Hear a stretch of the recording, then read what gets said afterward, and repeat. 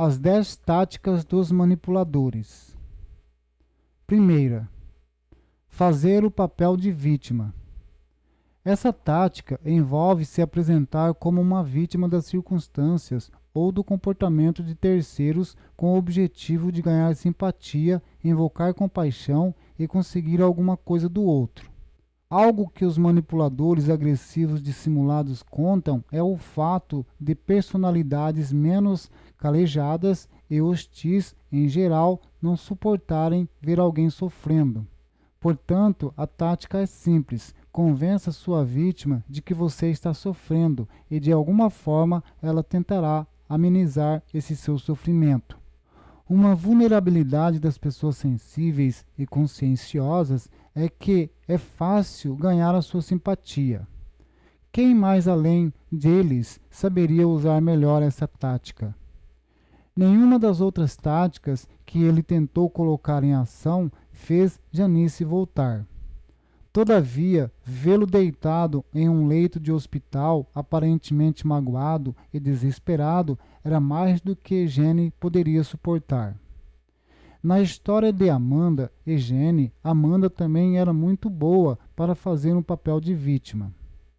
Ela fazia a mãe acreditar que ela, Amanda, era vítima de um tratamento extremamente injusto e alvo de hostilidade injustificável. Lembro-me de Jenny me dizendo: às vezes acho que Amanda está errada quando diz que o professor a odeia e que eu a odeio. Mas e se ela realmente acreditar nisso? E lembro-me de ter dito o seguinte: o fato de Amanda acreditar nessas distorções é quase irrelevante. Ela a manipula porque você acredita que ela acredita nisso e permite que essa suposta crença sirva como desculpa para a agressão e a indisciplina. Segundo, a indução ao sentimento de culpa, culpabilização. Esta é uma das armas favoritas no arsenal de manipulação dos indivíduos com personalidades agressivo-dissimuladas. A outra é o aviltamento. Trata-se de uma tática especial de intimidação. Uma coisa que as personalidades agressivas sabem bem é que outros tipos de pessoa, especialmente os neuróticos, têm um senso moral bastante diferente do seu. Elas também sabem que as qualidades, características de um senso moral sadio são capacidades de sentir culpa e vergonha. Os manipuladores são hábeis em usar o que sabem ser a grande sensibilidade moral de suas vítimas como uma forma de mantê-las inseguras, angustiadas e submissas. Quanto mais sensíveis a potencial vítima for, maior a sua eficácia da culpa como arma. Na história de Janice e Bill, Bill conhece a grande disposição de Janice de sentir culpa quando não está dando o máximo de tempo e energia para ele e para os filhos. E ele usa esse conhecimento para manter seu poder sobre ela quando ela pensa em deixá-lo. Além disso, usa uma culpabilização mais amena em suas conversas ao telefone quando menciona como as crianças estão indo e como se sente solitário. Quando essas manipulações falham, ele usa a culpabilização. Afinal, que pessoa em sã consciência suportaria pensar que é responsável pela morte de alguém? Personalidades agressivas de todos os tipos usam a culpabilização de forma tão frequente e eficaz como tática de manipulação, que acredito que ela ilustre a diferença fundamental entre o caráter dessas personalidades e o de outras, especialmente as neuróticas. Tudo o que o manipulador tem a fazer é sugerir a uma pessoa conscienciosa que ela não se preocupa o bastante, que é egoísta, etc., para que essa pessoa comece imediatamente a se sentir mal. De modo inverso, uma pessoa conscienciosa pode até tentar, até cansar, que não conseguirá fazer um manipulador ou qualquer outra personalidade agressiva ou com distúrbio de caráter se sentir mal a respeito de uma conduta nociva, reconhecer a responsabilidade ou admitir que está agindo errado. Terceiro, envergonhar aviltamento. Essa é a técnica de usar o sarcasmo e a humilhação sutis como forma de aumentar o medo e a dúvida nos outros. Personalidades agressivas dissimuladas usam essa tática para fazer os outros se sentirem inadequados ou indignos e, portanto, submetidos a elas. Trata-se de uma maneira eficaz de alimentar um sentimento contínuo de inadequação pessoal na parte mais fraca, permitindo assim que um agressor mantenha a posição de domínio. Quando Joy proclama abertamente que todo bom pai faria que ele está fazendo por Lisa, ele sutilmente afirma que Mary seria uma péssima mãe se não tratasse fazê-lo mesmo. Ele a convidou a se sentir envergonhada. A tática foi bem sucedida. Mary finalmente sentiu-se envergonhada por assumir uma posição que fazia parecer que ela não se preocupava com a filha. Ainda mais incerta de seu valor como pessoa e como mãe, Marie se submeteu ao que Joy queria, permitindo assim que ele mantivesse a posição de domínio sobre ela. Os indivíduos com personalidades agressivo-dissimuladas são especialistas no uso de táticas das formas mais sutis possíveis. Às vezes pode ser apenas um olhar que lançam ou um tom de voz que usam, lançando mão de comentários retóricos, sarcasmo sutil e outras técnicas parecidas. Esses indivíduos podem fazer os outros se sentirem envergonhados pelo simples fato de ousarem desafiá-los. Lembro-me de como Joy tentou me constranger quando considerei aceitar a avaliação educacional que Lisa fizera na escola. Ele disse algo como: "Não tenho certeza do tipo de médico que você é ou quais credenciais tem, mas tenho certeza de que você concordaria que as notas de um jovem não cairiam tanto quanto as de Lisa cairiam sem um motivo específico. E você não poderia ter certeza absoluta de que ela não tem dificuldades de aprendizagem, a menos que realizasse algum teste. Poderia?" Com essas palavras, ele me convidava a me sentir envergonhada por sequer ter considerado fazer o que ele queria que eu fizesse. Se eu não suspeitasse do que ele estava tentando fazer, poderia ter aceitado esse convite sem pensar duas vezes. Quarto, fazer o papel de servo. Indivíduos com personalidade agressivo-dissimulada usam essa tática para encobrir suas agendas egoístas com as máscaras de causas mais nobres. Trata-se de uma tática comum, mas de difícil reconhecimento. Ao fingir que está trabalhando duro em nome de terceiros, o agressivo dissimulado esconde sua própria ambição, seu desejo de poder e sua busca por posição de domínio. Na história do pastor James, ele parecia ser, para muitos, um servo incansável. Realizava mais atividades do que precisava e o fazia com entusiasmo. No entanto, caso devotar-se àqueles que precisavam fosse mesmo seu objetivo, como explicar a frequência com que ele negligenciava a própria família? Como uma personalidade agressiva, James não se submete a ninguém. O único mestre a que serve é sua própria ambição.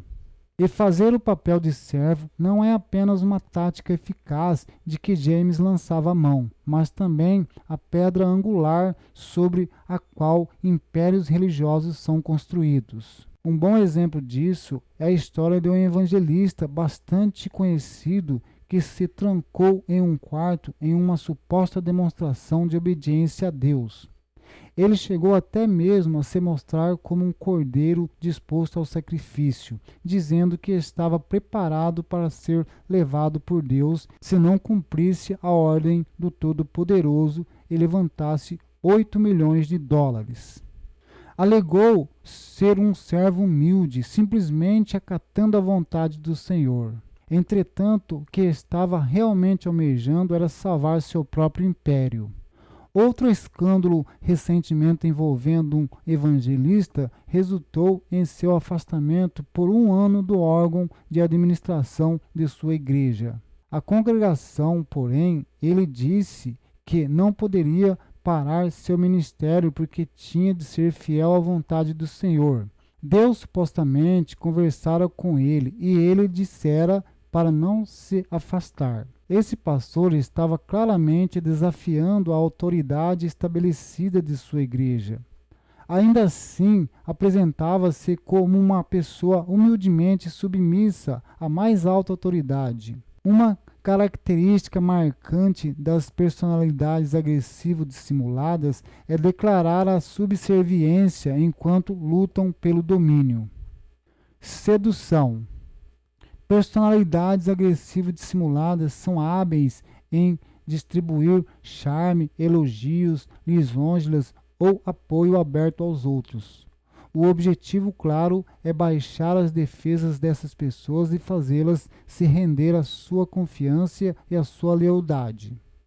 Indivíduos com personalidade agressivo-dissimulada também são particularmente cientes de que as pessoas que, em certa medida, são emocionalmente dependentes, a esse grupo inclui a maioria das pessoas que não apresentam distúrbio de caráter, têm um grande desejo por aprovação, garantia, uma vontade de serem valorizadas, de se sentirem necessárias. Parecer atender a essas necessidades pode ser a senha para o manipulador ter acesso a um incrível poder sobre os outros. Gurus desonestos como Jim Jones e David parecem ter elevado essa técnica a um estado de arte.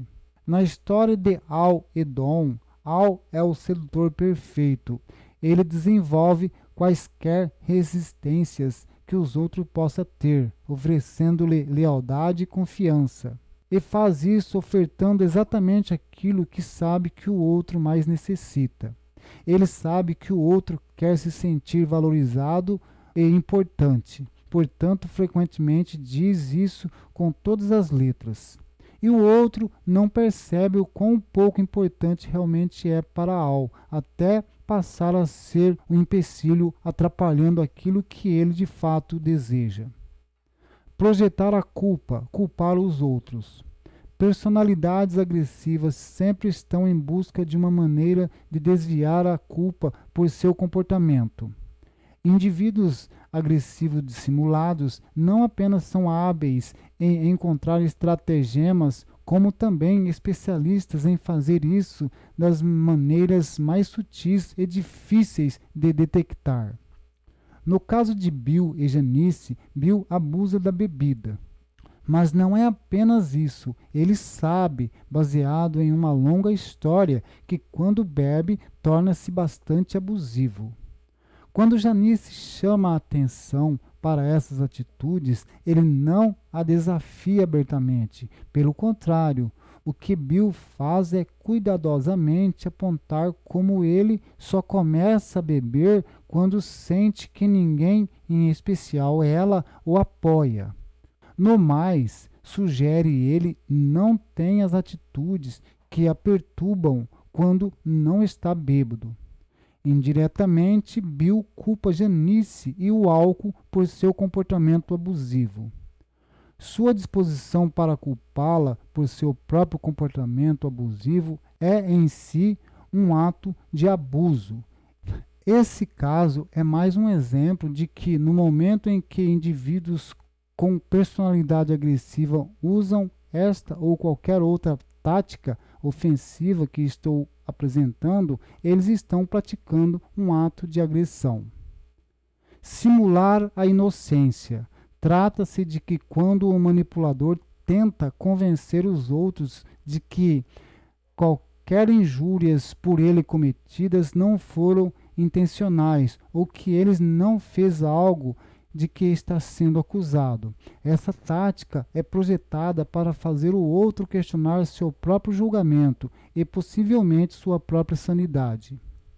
Às vezes, essa tática pode ser tão sutil quanto um olhar de surpresa ou mesmo uma expressão de indignação que o manipulador pode apresentar quando confrontado com a questão. Até mesmo o olhar e a expressão são projetados para fazer o outro duvidar da legitimidade do ato de chamar a atenção para uma conduta problemática do manipulador. Simular ignorância ou confusão. Intimamente relacionada à simulação da inocência, esta tática é quando o manipulador age como se soubesse do que o outro está falando ou se mostra confuso a respeito de um problema importante que porventura esteja sendo questionado.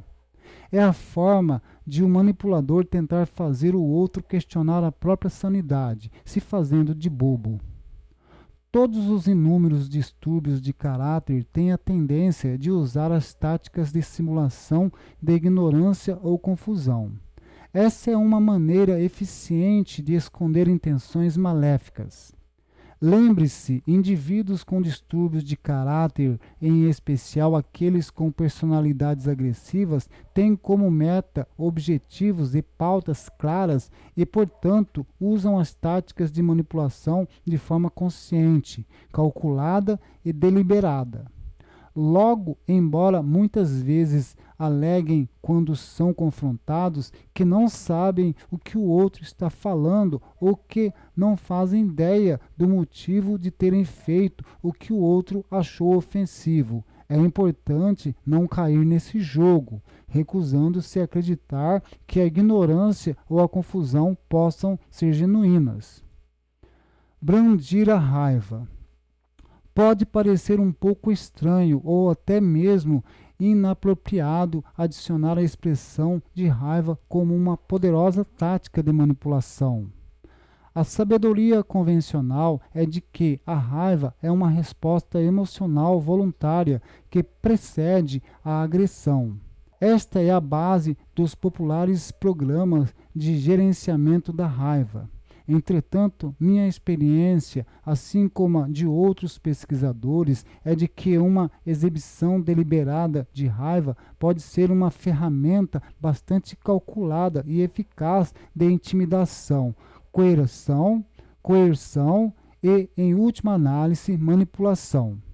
Além disso, quando o assunto é compreender as personalidades agressivas, é um erro pensar que a raiva necessariamente precede a agressão. Considere o motorista agressivo. A pessoa que excede o limite de velocidade para ir de um ponto A até um ponto B está claramente desempenhando um comportamento agressivo. E essa pessoa tem mais tendência a se tornar agressiva quando alguém na rodovia fica em sua frente dirigindo a uma velocidade abaixo do limite permitido. Em outras palavras, a agressão frustrada gera raiva, e o motorista agressivo pode se envolver em todos os tipos de exibições de raiva e intimidação para se livrar do motorista da frente até finalmente conseguir ultrapassá-lo. Só então tudo estará certo novamente em seu mundo. As personalidades agressivas usam exibições de raiva evidentes para intimidar e manipular os outros, mas elas não estão com raiva inicialmente, apenas buscam o que querem e começam a ficar iradas quando recebem algum tipo de negativa. Neste momento, usarão quaisquer táticas necessárias para remover os obstáculos em seu caminho. Às vezes, a tática mais eficaz é bramir suficiente intensidade emocional e raiva para chocar o outro e forçá-lo à submissão. Gaslight. Nos últimos anos, vários autores vêm se referindo ao gaslight como uma das formas mais sinistras que a maioria dos manipuladores agressivos dissimulados, por exemplo, os psicopatas, usam para deixar suas vítimas em posição de desvantagem. O termo vem da peça teatral Gaslight, A Meia Luz, de 1938 e de suas adaptações para o cinema, lançadas respectivamente em 1940 e em 1944. A história gira em torno de um homem que conspira para se livrar da esposa, tentando convencê-la de que está perdendo a razão e precisa ser internada em um sanatório. Para isso, ele faz mudanças sutis na casa, incluindo a diminuição lenta das luzes a gás do lugar. Em seguida, ele tenta convencê-la de que ela é a única que vê aquilo. No entanto, o gaslight não é somente uma tática especial usada exclusivamente por psicopatas. E, ademais, todas as táticas que as personalidades agressivas dissimuladas empregam podem criar tantas dúvidas nas mentes de suas vítimas que elas deixam de acreditar no próprio julgamento e compram as ideias que o manipulador está vendendo, sucumbindo assim o seu poder e controle. Como mencionei anteriormente, a agressão dissimulada está no cerne da maioria dos manipuladores. Os lutadores desonestos empregam táticas que efetivamente escondem a óbvia intenção agressiva que têm. A intuição das vítimas de manipulação diz que há um ataque sendo orquestrado ou que alguém está tentando explorá-las, o que a faz intuitivamente ficar na defensiva. Todavia, devido ao fato de não conseguirem encontrar evidências claras, diretas e objetivas disso, elas duvidam de si mesmas e começam a se questionar, o que acaba fazendo com que se sintam um pouco malucas. Esse é sempre o segredo da manipulação eficaz. Se estiver solidamente convencido do processo em curso, o alvo tende a apresentar-se mais resistência em vez de sucumbir. Os manipuladores sabem disso. Eles vencem fazendo o outro duvidar, se por fim recuar, resistir, se deixar explorar e ser controlado. E se porventura um manipulador também domina a arte de administrar as impressões, se demonstra uma chance superficial e aprecia a capacidade de causar boa impressão nos outros, as vítimas de suas táticas têm a tendência de se sentirem ainda mais loucas. Elas podem dizer a si mesmas: talvez o problema seja eu, afinal de contas, todo mundo parece gostar de fulano e ver as coisas como ele vê.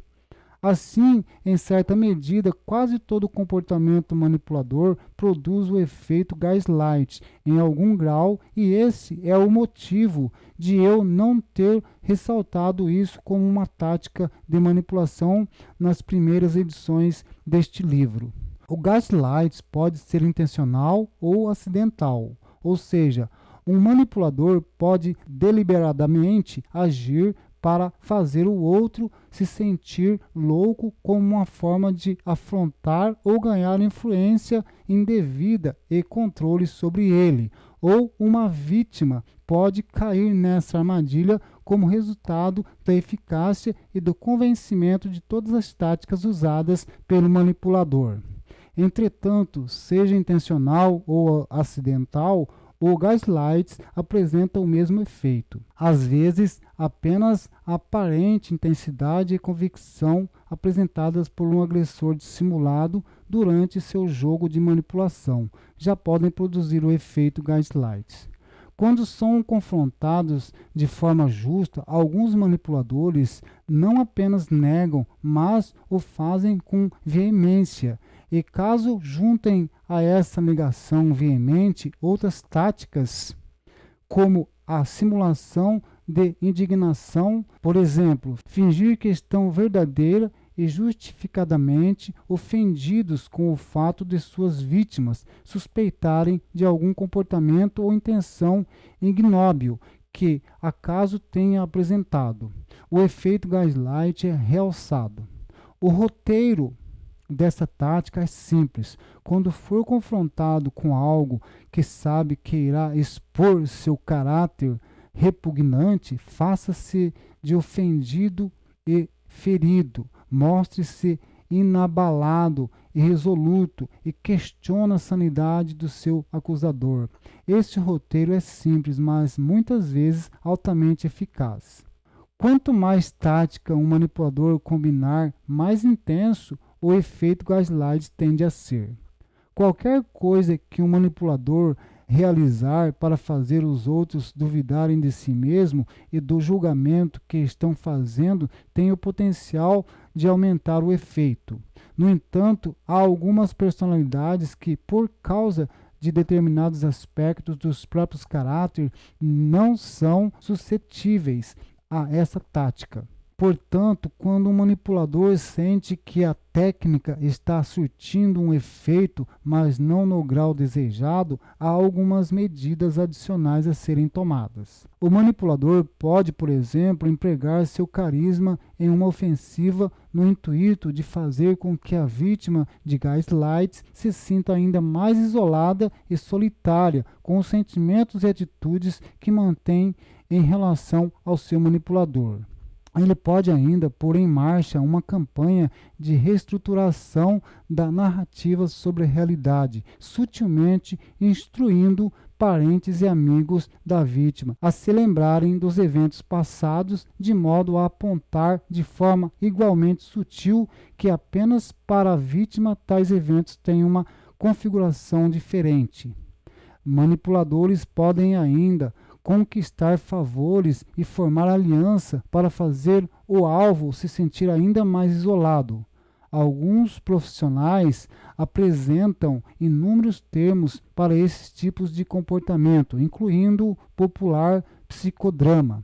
No entanto, independentemente do rótulo que essas táticas recebem, sua intenção e seu efeito são sempre os mesmos: fazer o outro acreditar que apenas ele crê no que crê e, portanto, não tem motivo legítimo para se sentir como se sente intuitivamente. Isso, por sua vez, faz a vítima ficar completamente sob controle.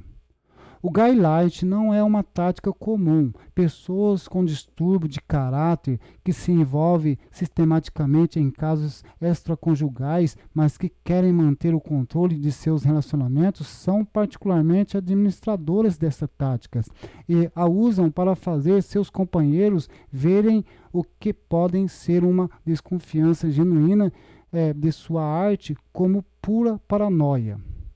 E essas pessoas muitas vezes combinam outras táticas, como aviltamento, culpabilização e simulação de inocência, ignorância, de modo a fazer o outro não apenas sentir que está perdendo a razão, como também passar a se ver como a pior pessoa na face da terra por ousar pensar aquilo que está pensando a respeito de seu manipulador.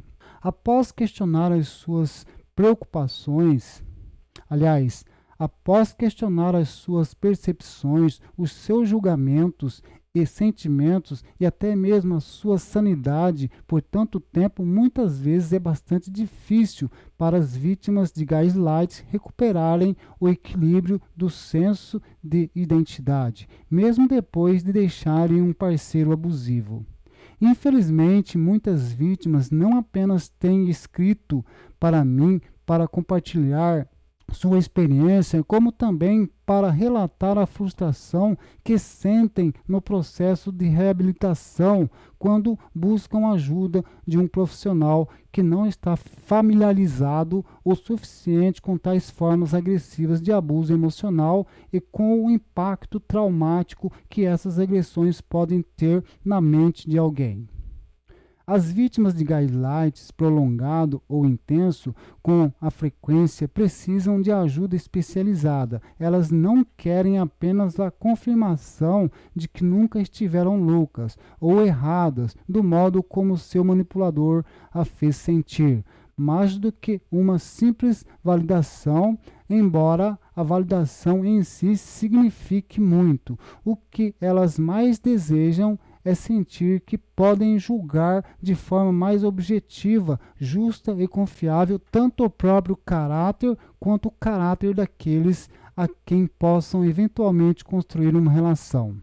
Querem ser capazes de voltar a confiar especialmente no próprio julgamento e saber como e quando é seguro confiar. Embora a confiança seja uma questão importante para todos nós quando se trata de nossos relacionamentos íntimos. Para a vítima, de formas extremas de manipulação, em especial o gaslights, restaurar a fé em si e na natureza humana é essencial. Apresentei as principais táticas que os indivíduos com personalidades agressivas dissimuladas usam para manipular e controlar os outros. Essas táticas não são de fácil reconhecimento e, embora todas as personalidades agressivas tendam a usá-las, as personalidades agressivas dissimuladas em geral as usam de forma mais astuta, sutil e hábil. Qualquer um lidando com uma pessoa dissimuladamente agressiva precisará elevar o nível da sensibilidade para reconhecer essas táticas se quiser evitar cair nelas. O mais importante a reconhecer aqui é que quando alguém usa essas táticas com frequência, podemos saber com que tipo de caráter estamos lidando.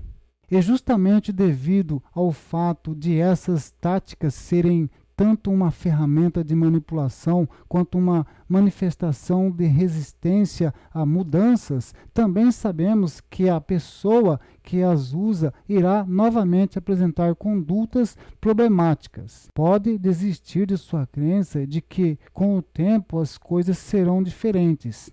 Nada mudará até que os indivíduos agressivos parem de lutar e comecem a aceitar as coisas.